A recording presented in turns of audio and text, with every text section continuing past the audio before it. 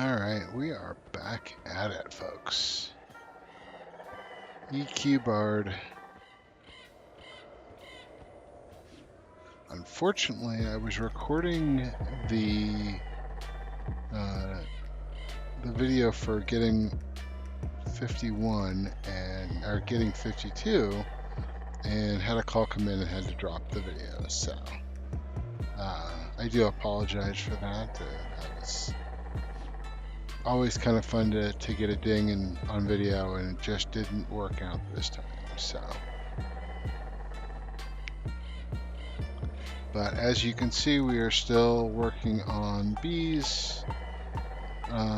Definitely not a huge experience per pull, unfortunately.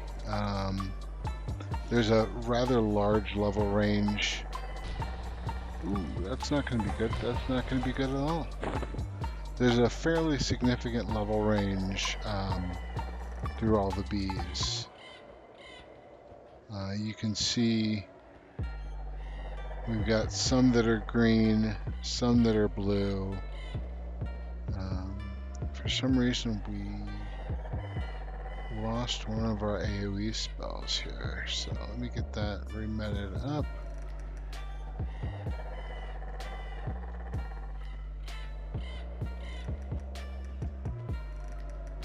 They've got a fairly significant level range, which is good for kind of a little bit younger bards, but at my level, it's not the greatest experience. So I'm gonna keep on pushing this to 53, just because it's kind of boring leveling at the Raptors, but it is still, in my opinion, probably one of the more consistent leveling spots to 60.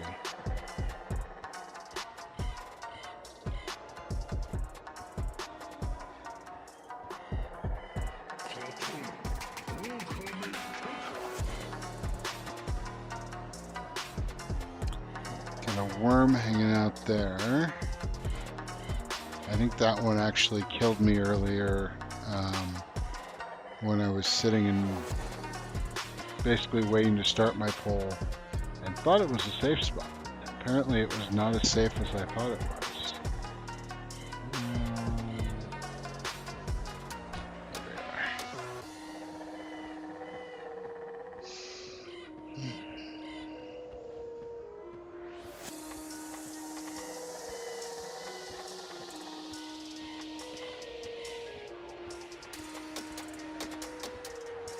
You can see like that ash hornet, that's light green here.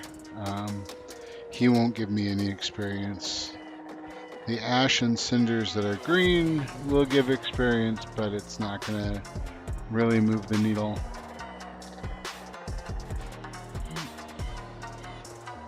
I thought I picked those guys up. Apparently I did not. So I hit the center one. Really?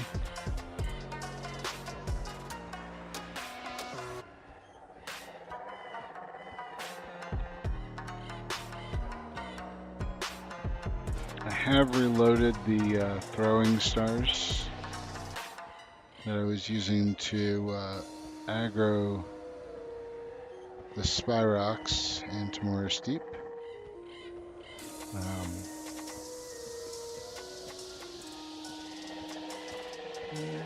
Don't like that.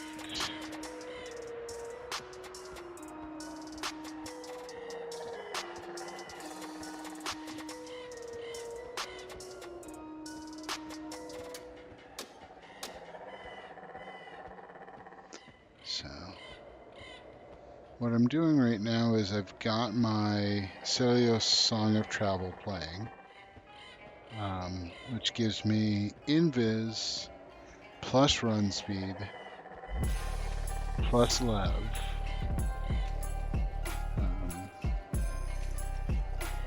So I'm able to stay hidden from the Sarnax. Ooh, that's not going to be good. That's not going to be good. That's not going to be good at all. I don't know what direction I'm running. Whew. That was nearly bad. That was nearly tragic. We had a near-life experience there.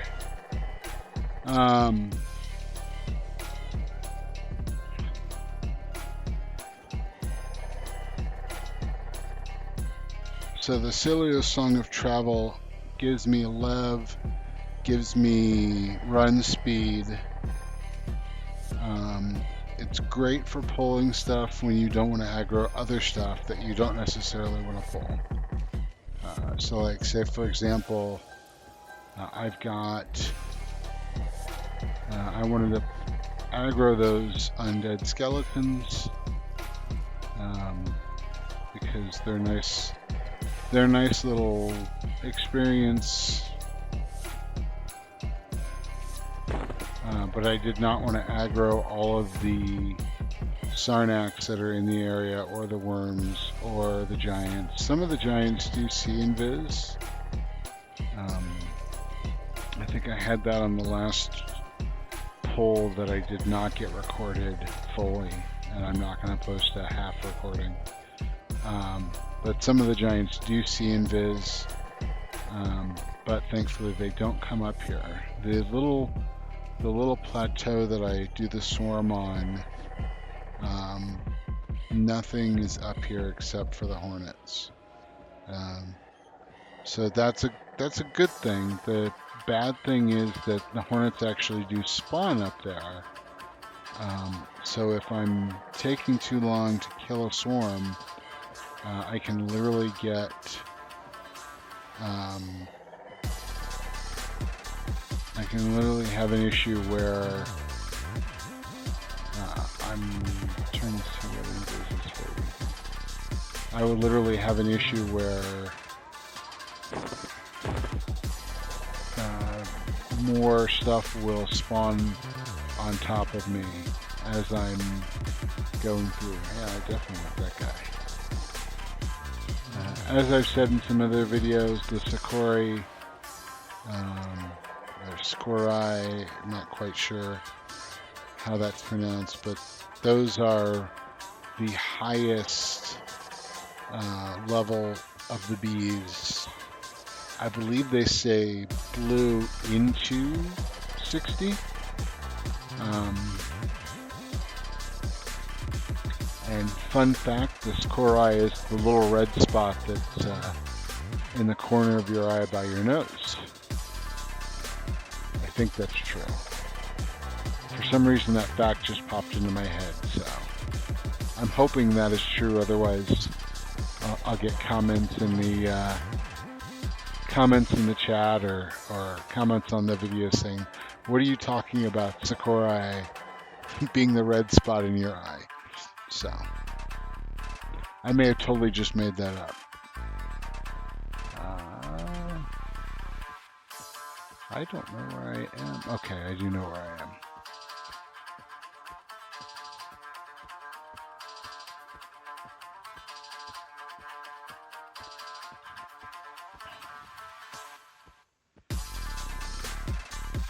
I had another bard that was talking about leveling in the area, and that he doesn't like this area because there are too many trees. And that's true of the lower area, but alright, so I probably have 26. I'm pulled a little bit more than I normally like to. But at the same time, the ash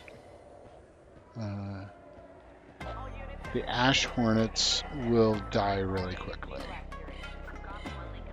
Alright, we're gonna throw some health song into here because I got hit a few times on the way through.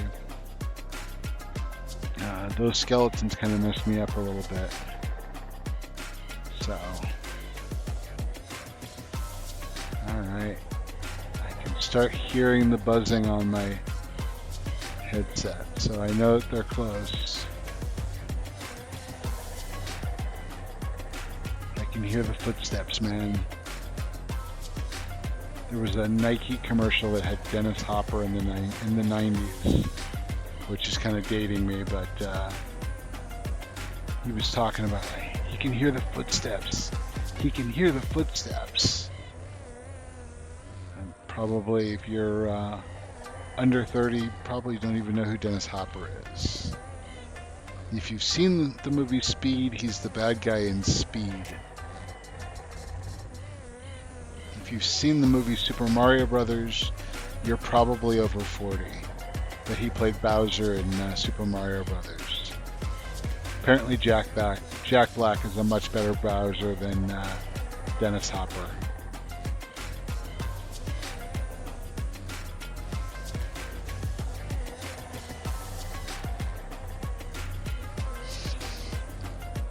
Anyway, I'm starting to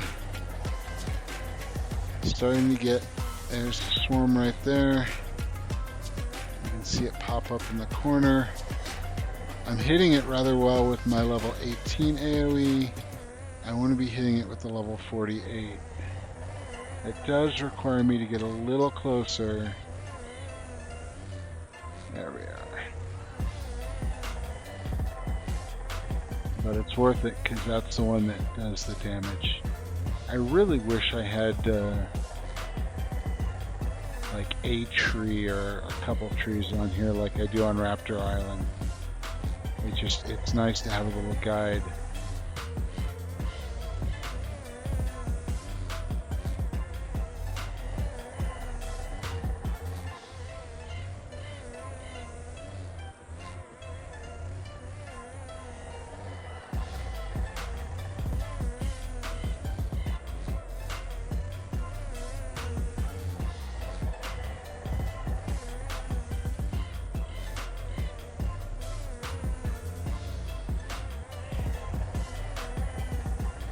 You gotta get close enough so you can hit them, but not so much that they hit you. That is the whole key to bard swarming. So we got 18%. I'd like to get 33% when I'm done here.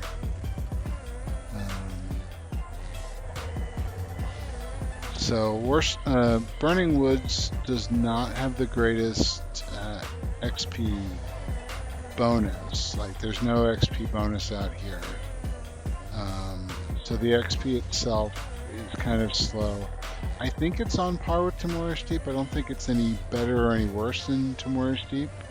The benefit you have out here is really quick spawn time, 6-minute respawns.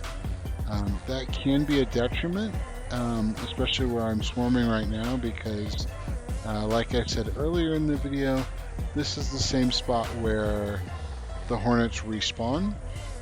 So if it takes me longer than 16 minutes from the time I kill the first one to kill the last one, I can get repops. And I most likely will get repops.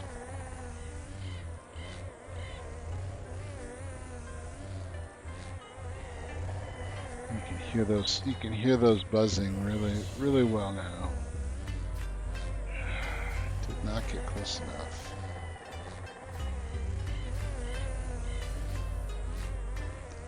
So there's the ash drake starting to go down.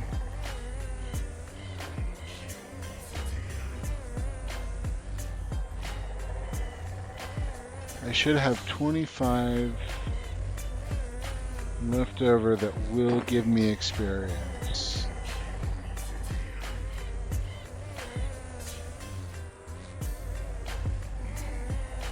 And we'll watch the tracking list here on the right disappear.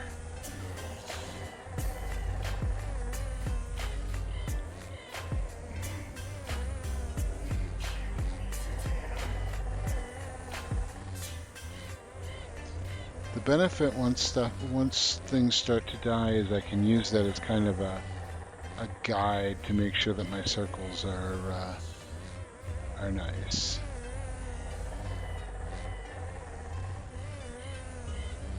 The key to good barding is the right size of circle. If you watch some of my earlier Nothingman videos, I was running in very big circles when I was doing my AoE, and that's because the pulsing storms and shadow guardians that I was killing around Tower of Frozen Shadow have a very slow run speed, and I wasn't even using J-boots for those. So I was running in very big circles. Drove logs, very small circle with J-boots on. Typically have a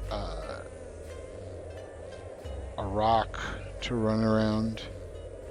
If you watch those videos, the Spyrox into Morris Deep, I picked one of the bigger ramp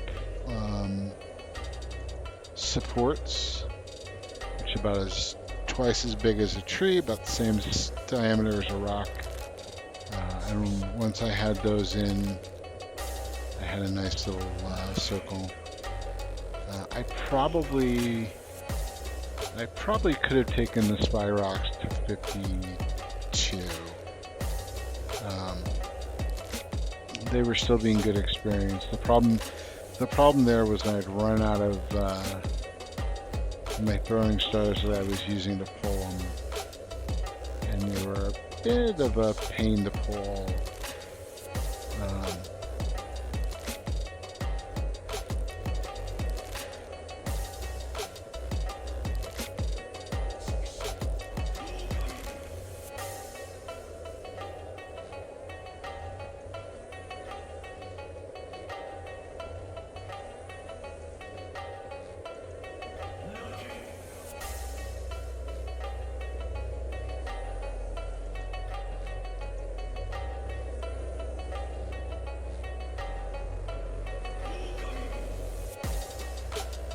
Alright, we're up to 22%. We got a fairly good number of blues on the list here. Looks like 2, 4, 6, 8, 10, probably 15. So I'm hoping that'll take me to 30, 33.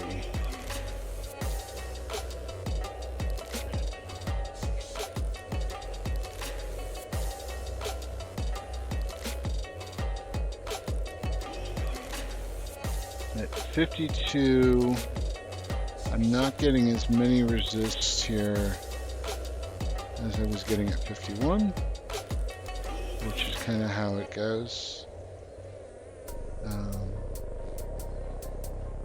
And I'd like to take this to 53 before I go and go play with the raptors.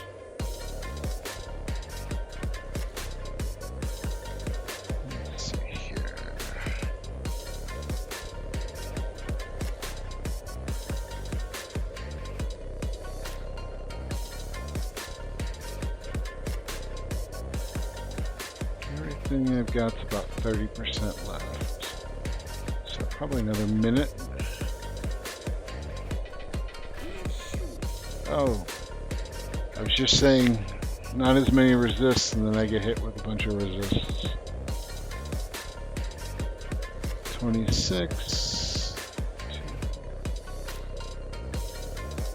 And then I'm probably going to get 31 if I can finish these. Assuming nothing goes wonky.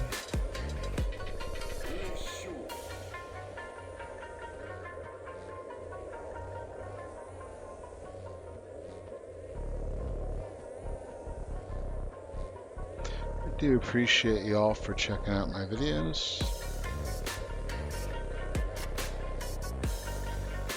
If there's anything you'd like to see, I've been playing Project 99 since Blue was in beta. It wasn't even called Blue at the time, it was just called Project 1999. I've been playing Green since launch. I did take a break between blue being in Kunark and about a year before green launched. I took a break just because it was kind of tedious, and unfortunately green's kind of starting to get that way. We've been stuck in endgame content, so it's fun to do little challenges and work on things. I do solo leveling on every class I've played.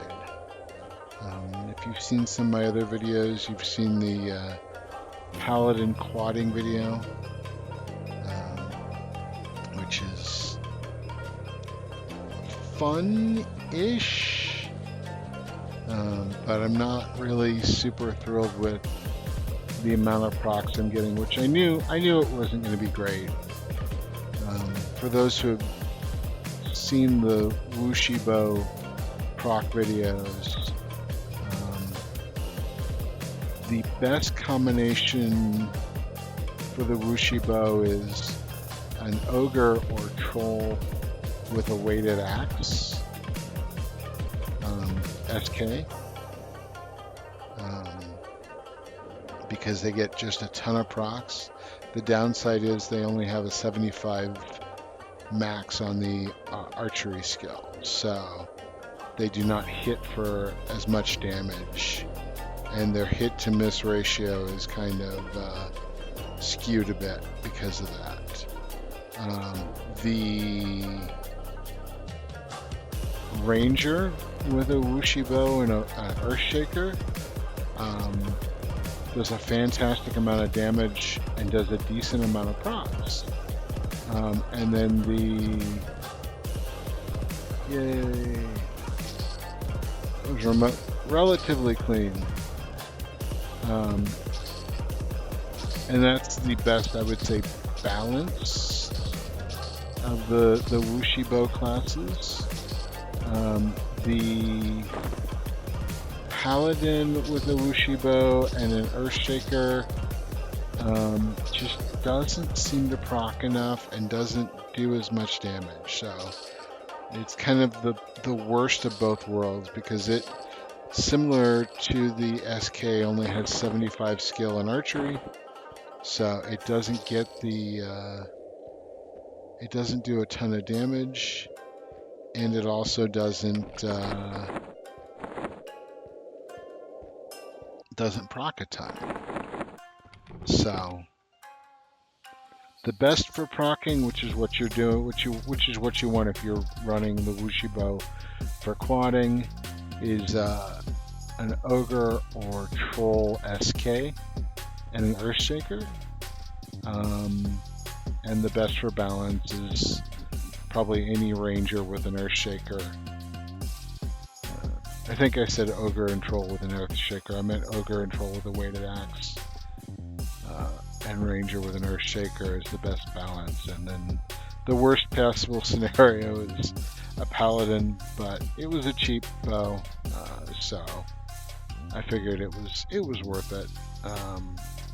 It's not as much fun as I was hoping it was going to be. Anyway, got 31%, so probably going to wrap up bees and probably going to just move over to raptors. But thank you guys for tuning in, and hope to see you in the next one.